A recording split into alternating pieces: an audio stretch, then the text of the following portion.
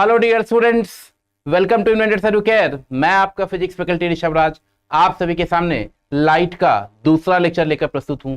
Dear students, पिछली class में हमने लाइट के बारे में इंट्रोडक्शन स्टडी किया था और हम नेचर ऑफ लाइट्स के बारे में स्टडी कर चुके थे कि लाइट के पास डुअल नेचर है, एक उसका पार्टिकल नेचर और एक उसका वेव नेचर। फिर हम ये भी देखे थे कि लाइट में रिफ्लेक्शन फिनोमेना शो करने की टेंडेंसी है, लाइट रिफ्लेक्ट करती है। और आपको पता है कि कोई भी चीज जो पार्टिकल से बनी हुई है वो रिफ्लेक्ट करती है। तो एक्चुअली में रिफ्लेक्शन किसी पार्टिकल का फिनोमेना है और लाइट भी ये शो करके दिखला दिया।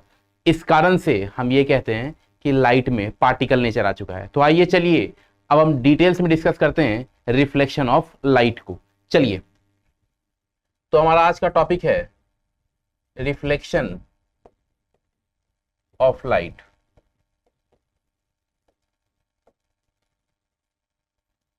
चलिए, तो रिफ्लेक्शन ऑफ लाइट हमारा आज का टॉपिक है।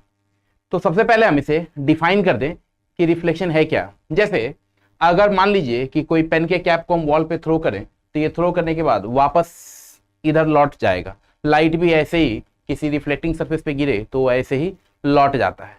तो चलिए इसको हम डिफाइन करते वक्त इसका पहले डेफिनेशन लिख दें कि the bouncing back of light, the bouncing back of light in the same medium,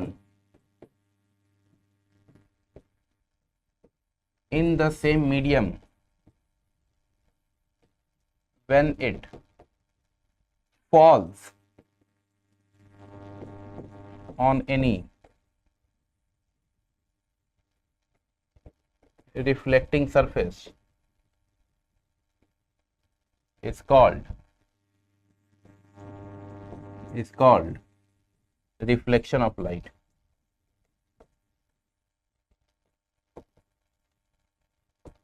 Is called a reflection of light. So the bouncing back of light in the same medium when it falls on any reflecting surface is called reflection of light. तो light का bounce back होना चाहिए, है ना। कहाँ होना चाहिए? तो सेम मीडियम में होना चाहिए। कब होना चाहिए? तो जब वो किसी रिफ्लेक्टिंग सरफेस पर गिरे। ठीक है, तो ये तीनों ही बातें इंपॉर्टेंट हैं आपके लिए रिफ्लेक्शन ऑफ लाइट में, कि लाइट बाउंस बैक करे, सेम मीडियम में हो, और कब हो? तो जब वो किसी रिफ्लेक्टिंग सरफेस पर गिरे तब। चलिए, तो ये तो बात आपको समझ में आ रहा है। जरा इस बात पर चर्चा करते हैं कि सेम मीडियम का मतलब क्या है। तो जैसे मान लीजिए कि ये कोई इस तरीके से बाउंड्री है ना, ये कोई ऐसे बाउंड्री है और बाउंड्री में लेफ्ट साइड में मान लीजिए कोई मीडियम 1 है और राइट साइड में मान लीजिए कि कोई मीडियम 2 है। ठीक है, लाइट अगर इधर से आए और वापस इधर ही लौट जाए, ठीक है, लाइट अगर इधर से आए और वापस उधर ही लौट जाए तो हम क्या कह सकते हैं कि लाइट यहाँ बाउंस बैक कर रहा है सेम मीडियम में। हम क्या कह सकते हैं कि लाइट यहाँ बाउंस बैक कर रहा है सेम मीडियम में। यही bouncing back in the same medium ही रिफ्लेक्शन ऑफ लाइट है। यही bouncing back of light in the same medium ही हमारा रिफ्लेक्शन ऑफ लाइट है। Bouncing back of light in the same medium ही रिफ्लेक्शन ऑफ लाइट है। चलिए, तो उम्मीद है आपको ये रिफ्लेक्शन ऑफ लाइट का डेफिनेशन अच्छे से समझ में आ रहा होगा। और रिफ्लेक्शन पार्टिकल का फेनोमेना है, किसी का भी पार्टिकल शो करके दिखा सकता है। जैसे पेन का कैप को आप थ्रो करिए तो वो भी दीवार पे टकरा के लौट जाता है। तो क्यों लौट जाता है? क्योंकि वो पेन का कैप भी कई सारे प्लास्टिक के पार्टिकल से या मान लीजिए कि स्टील के या किसी के भी पार्टिकल से बना हुआ है और तब वो वहां से लौट गया है। तो लाइट भी ऐसा शो कर रहा है, इसका मतलब लाइट भी छोटे छोटे पार्टिकल से बना हुआ होगा और उन्हीं छोटे छोटे पार्टिकल्स को हम लोग क्या कहते हैं? फोटॉन्स, लाइट के केस में। चलिए, तो रिफ्लेक्शन ऑफ लाइट का ये रहा आपके सामने डेफिनेशन। अब हम चलते हैं इसके आगे और अब बात करते हैं कि जैसे आप कभी किसी रूम में एंटर करिए तो आपको उस रूम में रखा हुआ हर एक चीज आपको दिख सकता है। जैसे आप रूम में लाइट ऑन होना चाहिए, लाइट ऑफ ना हो। तो रूम में अगर लाइट ऑन है तो रूम में रखा हुआ टेबल, चेयर, बेड, सोफा, है ना, एसी, जो भी और भी चीज लगा हुआ है, सब चीज आपको दिख सकता है। क्यों दिख रहा है? क्योंकि जहां से भी रूम में लाइट जल रहा है, किसी न किसी बल्ब से या ट्यूबलाइट से जल रहा होगा, तो वो लाइट उन सारे ऑब्जेक्ट्स पे गिरता होगा, वहां से वो गिरने के बाद रिफ्लेक्ट करता होगा और रिफ्लेक्ट करके हमारे आंखों तक आता है। जब हमारे आंखों तक आता है तो वो रे आपस में हमारे आंखों पर आके इंटरसेक्ट कर जाता है और फिर उसका इमेज हम देख पाते हैं। तो याद रखिए कि हम किसी भी ऑब्जेक्ट को इसीलिए देख पा रहे हैं क्योंकि लाइट उस पर गिर रहा है, उस पर गिर के रिफ्लेक्ट करके हमारे आंखों तक पहुंच जाता है, इसलिए हम उस ऑब्जेक्ट को देख पाते हैं, अन्यथा हम उस ऑब्जेक्ट को नहीं देख पाएंगे। तो हम किसी भी चीज को इसलिए देख पा रहे हैं क्योंकि लाइट उस पर जो गिर रहा है वो रिफ्लेक्ट होकर हमारे आंखों तक पहुंच जा रहा है। तो इसका मतलब आप ये समझ रहे होंगे कि इसका मतलब टेबल, चेयर, कुर्सी, बेड, सोफा, सब कुछ, सब सारा ऑब्जेक्ट लाइट को रिफ्लेक्ट करा सकता है। जी हाँ, बिल्कुल, ये सब रिफ्लेक्ट करा सकता है। हालांकि अच्छा रिफ्लेक्ट करा पाएगा कि नहीं, ये थोड़ी देर में हम आपसे डिस्कस करेंगे कि कौन सा ऑब्जेक्ट होता है जो बहुत अच्छे से लाइट को रिफ्लेक्ट कराता है और कौन सा ऑब्जेक्ट ऐसा होता है जो लाइट को उतना अच्छा से रिफ्लेक्ट नहीं करा पाता। तो ये हम धीमे धीमे देखेंगे। देखिए क्या होता है कि अगर कोई बहुत पॉलिश सरफेस हो ना, तो वो लाइट को बहुत अच्छे से और लगभग सारे लाइट को रिफ्लेक्ट कर देगा। जितना भी लाइट उस पर गिर रहा है ना, सारे लाइट को वो रिफ्लेक्ट करा सकता है। क्या 100% कोई सरफेस लाइट को रिफ्लेक्ट करा सकता है? तो आंसर है नहीं। लेकिन कोई अगर सरफेस बहुत पॉलिश्ड हो, बहुत स्मूथ सरफेस हो, बहुत चमकीला सरफेस हो, तो वो लगभग 99% लाइट को रिफ्लेक्ट करा सकता है। 1% लाइट तो वहां भी एब्जॉर्ब हो ही जाएगा। ठीक है, तो चलिए ये रहा आपका रिफ्लेक्शन ऑफ लाइट के बारे में बातचीत। तो हम लोग ये देख रहे हैं कि लाइट रिफ्लेक्ट हो, तो लाइट रिफ्लेक्ट होने के लिए कोई भी ऑब्जेक्ट काम चल जाएगा। किसी भी ऑब्जेक्ट से कोई भी ऑब्जेक्ट पर लाइट गिरेगा तो वो लाइट को क्या करा सकता है? रिफ्लेक्ट करा सकता है। तो light is reflected from almost all the objects। लगभग, सभी तो नहीं कह सकते, लेकिन लगभग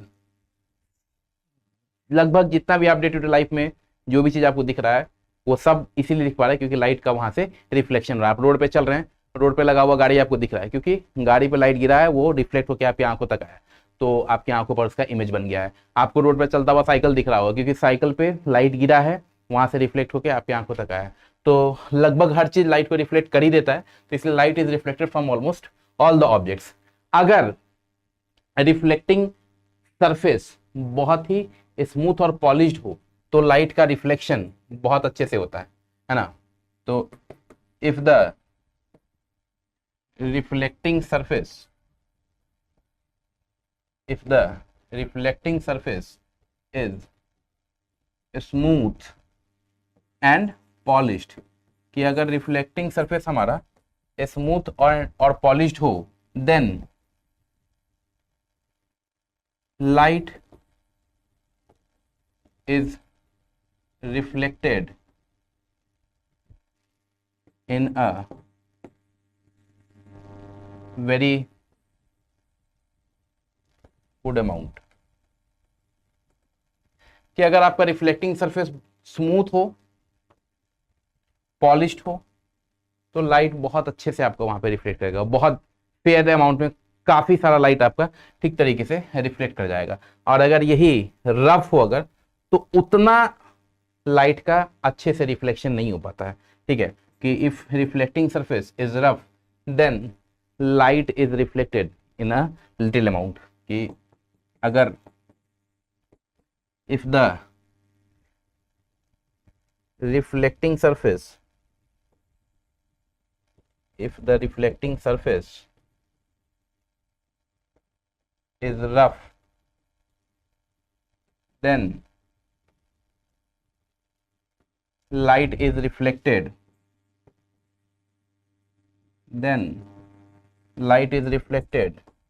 in a very small amount, बहुत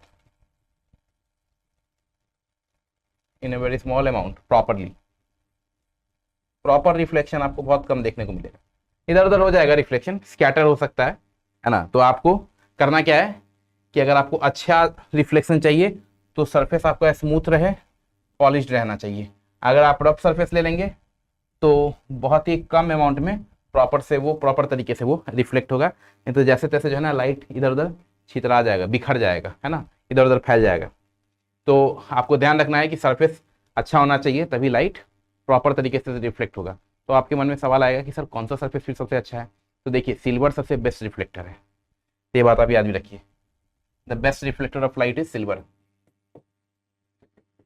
सिल्वर इज द बेस्ट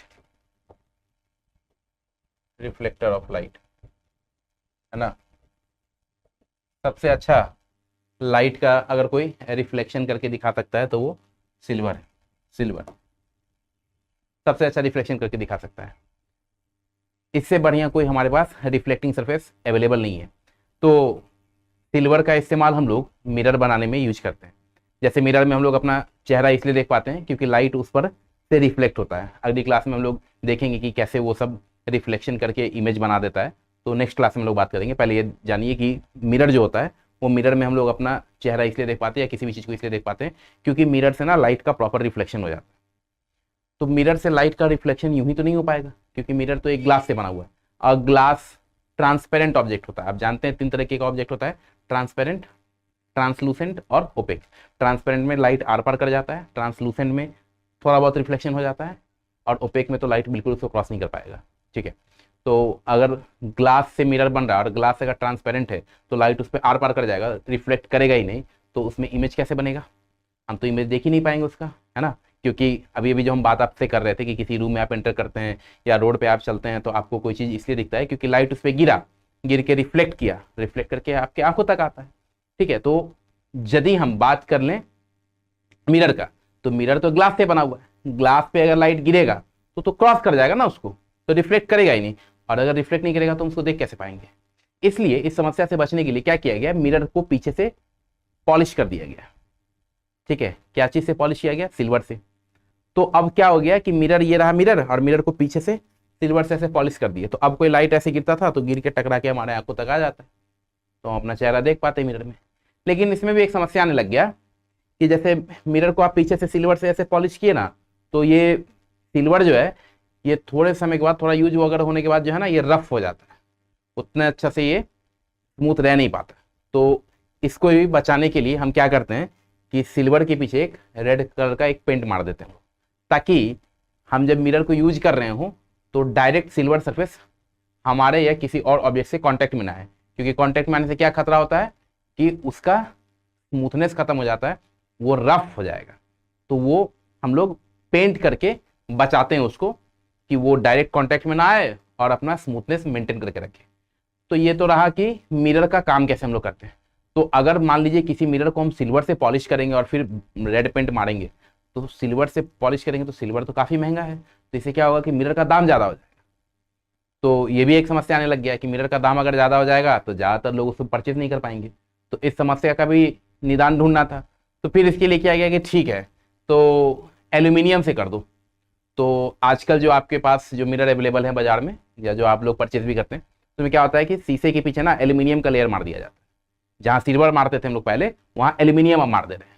इससे क्या होगा कि थोड़ा प्राइस का समस्या कम हो जाएगा, थोड़ा सस्ता में वो अवेलेबल हो जाएगा। तो ये चीज़ है। तो आजकल जो मिरर बन रहा है उसका कहानी आप समझ चुके हैं कि कैसे आजकल हम लोग मिरर बना पा रहे हैं। और यहाँ हम लोग अपने रे डायग्राम को स्टडी करने के लिए मिरर का सिंबल देखिए कैसे यूज करेंगे। तो mirror symbol in our ray diagram, देखिए हमारे रे डायग्राम में मिरर का सिंबल कैसा होगा। तो ये इस तरीके से हम एक लाइन ऐसे ड्रॉ करेंगे, नहीं देखिए ऐसा हम एक लाइन ड्रॉ करेंगे और उसके पीछे कुछ आप ब्रोकन लाइन से ऐसे तो शेड कर देंगे। ठीक है, ये रहा आपका प्लेन मिरर। तो हम लोग अपने डायग्राम में यही यूज करने वाले हैं। ये रहा प्लेन मिरर, प्लेन मिरर। ठीक है, तो हम लोग अपने इस चैप्टर में इसी डायग्राम को यूटिलाइज करने वाले हैं इस चैप्टर को स्टडी करने के लिए। ठीक है, चलिए अब देखिए, बहुत बार क्या होता है कि आप किसी मेटल सरफेस पर भी अपना चेहरा देख लेते होंगे, बहुत बार आप पानी में भी अपना चेहरा देख लेते होंगे, है ना। तो ये सब क्यों हो पाता है? क्योंकि ये मेटल सरफेस भी अपना बहुत स्मूथनेस के कारण बहुत हद तक लाइट को रिफ्लेक्ट कर देता है। या पानी भी अगर बहुत रिफ्लेक्टिंग सरफेस जैसा बिहेव कर जाए, पानी भी अगर शुद्ध पानी हो, चमकीला पानी हो, तो वहाँ भी लाइट जैसे जैसे फॉल करेगा और रिफ्लेक्ट करेगा तो आपकी आंखों तक पहुंच जाएगा और फिर आपको वहाँ पे बहुत क्लियर इमेज अपना दिखने लग जाएगा। जितना बढ़िया पानी होगा, जितना अच्छा स्मूथ वहाँ पे पानी का सरफेस होगा, उतना अच्छा रिफ्लेक्शन हो जाएगा और उतना अच्छा आपको आपका चेहरा भी दिखने लग जाएगा। तो ये सब जगह पे भी आप अपना रिफ्लेक्शन के कारण इमेज देख पाते हैं। अब जैसे लकड़ी वगैरह में कभी कभी आपको अपना इमेज दिख सकता है, जैसे कहीं आप जाइए और बहुत ही अच्छा सा फ्लोर बना हुआ है, लकड़ी का फ्लोर बना हुआ है ना, तो बहुत हाईली पॉलिश्ड लकड़ी हो ना, तो आपको वहाँ भी आपका थोड़ा बहुत चेहरा दिख सकता है। तो वो इसलिए हो रहा है क्योंकि वहाँ पर भी रिफ्लेक्शन अच्छे से हो रहा है। ऑर्डिनरी लकड़ी में नहीं दिखेगा, क्योंकि ऑर्डिनरी लकड़ी में क्या होगा ना कि लाइट गिरेगा वहाँ पे और इधर उधर बिखर जाएगा, ठीक तरीके से वो रिफ्लेक्शन को शो नहीं कर पाएगा, इस कारण से आपको वहाँ नहीं दिखेगा। लेकिन जहाँ बहुत स्मूथली हो, पॉलिश्ड हो, बहुत स्मूथ वुडन सरफेस हो, हाईली पॉलिश्ड हो, तो वहाँ आपको दिख सकता है। तो ये सब जगह आप इन एग्जाम्पल्स का अनुभव कर सकते हैं। और चलिए हम आपको आगे बात करते हैं रिफ्लेक्शन ऑफ लाइट में किन किन और जरूरी बातों का हमें ख्याल करना है।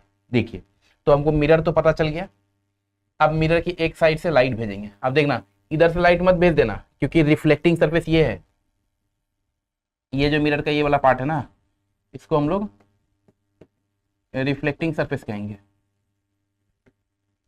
और इसको हम लोग पॉलिश्ड सरफेस। तो एक साइड को रिफ्लेक्टिंग कहना और एक साइड को क्या कहेंगे, पॉलिश्ड। ये रिफ्लेक्टिंग सरफेस है और ये पॉलिश सरफेस। ध्यान रहे, ये आपका रिफ्लेक्टिंग सरफेस हो गया और ये पॉलिश सरफेस हो गया। रिफ्लेक्टिंग सरफेस के साइड से लाइट आएगी, जो रिफ्लेक्ट होना होगा लौट के इधर ही ये इसी मीडियम में लौट जाएगी वापस। जनरली होता है क्या, आपके मन में सवाल आएगा कि सर हम लोग जो घर में मिरर रखते हैं वो तो बीच में मिरर है और इधर भी एयर है उधर भी एयर है। हाँ बिल्कुल हो सकता है, क्योंकि दोनों साइड सेम मीडियम पॉसिबल है और ज़्यादातर केसेस में होगा भी। लेकिन कभी अगर से मान लीजिए, जैसे हम अभी वाटर का ही एग्जाम्पल दिए, तो वाटर का सरफेस हो गया रिफ्लेक्टिंग। जैसे मान लीजिए पानी का टॉप लेयर हो गया ये, तो पानी के टॉप लेयर में ऐसे लाइट आया, ऐसे ये रिफ्लेक्ट हो गया यहाँ से, तो लाइट आया और रिफ्लेक्ट हुआ। आप यहाँ पे अपना चेहरा देख पा रहे हो। क्यों देख पा रहे हो, क्योंकि लाइट का रिफ्लेक्शन हुआ है। अब यहाँ जब रिफ्लेक्शन हुआ है तो ये जो वाटर का सरफेस है, मान लीजिए वाटर का सरफेस को आप मिरर मान लीजिए, ठीक है। तो अगर वाटर का सरफेस मिरर है तो सरफेस के ऊपर क्या है, एयर, और सरफेस के जस्ट नीचे क्या है, वाटर। तो दोनों अलग अलग मीडियम हुआ ना, ऊपर एयर है और नीचे वाटर है, तो रिफ्लेक्टिंग सरफेस के दोनों साइड डिफरेंट मीडियम हो गए। ज्यादातर केसेस में सेम मीडियम भी होता है, लेकिन डिफरेंट मीडियम भी हो तो आपको कंफ्यूज नहीं होना है, ये आप याद रखिएगा, इन द सेम मीडियम ये रिफ्लेक्ट।